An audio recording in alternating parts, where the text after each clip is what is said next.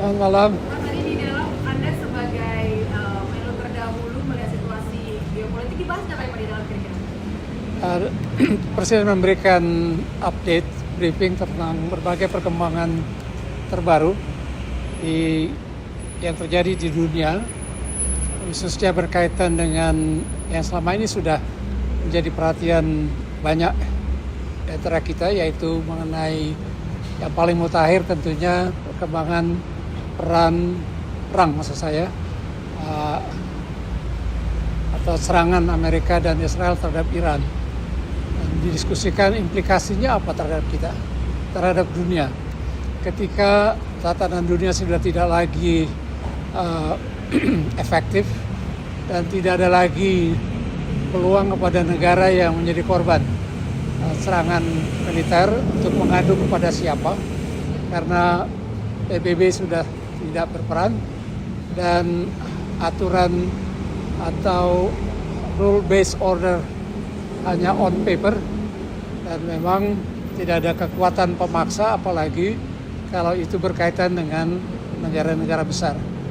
Beliau, maksudnya Bapak Presiden, menggambarkan bagaimana kita harus menavigasi hidup kita di antara bukan hanya dua karang, tapi sekarang beberapa karang, dan itu tidak mudah.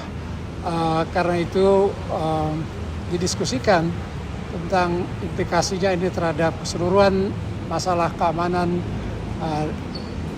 dan perdamaian dunia, tapi juga potensi efek dari perang ini terhadap ekonomi dunia, khususnya yang menyangkut supply oil, minyak, dan gas. Nah, kita berhitung semua apa efeknya terhadap kita dari sisi itu saja. Tapi juga dari sisi kalkulasi berapa lama perang ini akan berlangsung. Semula Trump mengatakan akan berapa hari, sekarang sudah bicara beberapa minggu. Tetapi juga kalau misalnya Amerika akan menggelar pasukan daratnya, bisa jadi lebih panjang, dan reaksi perlawanan di sekitar negara-negara Timur Tengah juga akan membesar, dan karena itu perang berlangsung lama. Ini persoalan atau dilema yang kita hadapi, dihadapi oleh banyak negara, bukan hanya kita sendiri.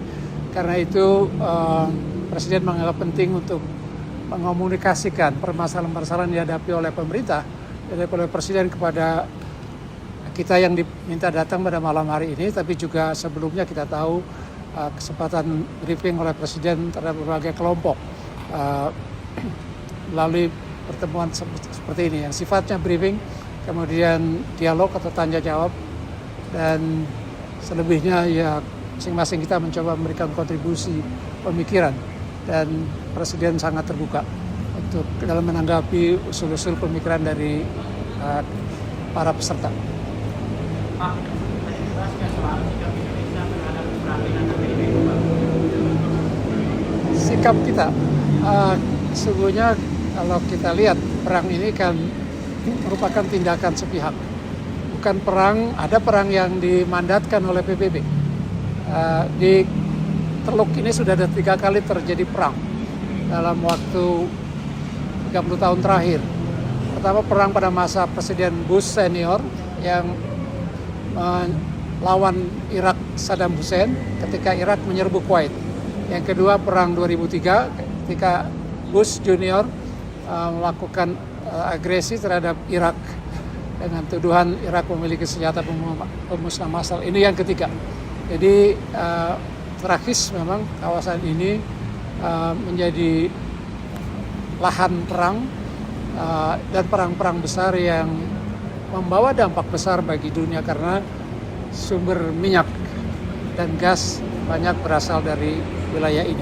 Itu yang juga kita harus berhitung. Dampak terhadap kita apa? Pak, terkait Indonesia ingin menjadi mediator, syarat menjadi mediator itu kan harus bisa dipercaya dua pihak ya Pak ya. Menurut Bapak tadi diberi masukan nggak di briefing, apakah Indonesia mampu jadi mediator? Kita tidak membicarakan apa Indonesia mampu atau tidak. Itu kan pemikiran awal.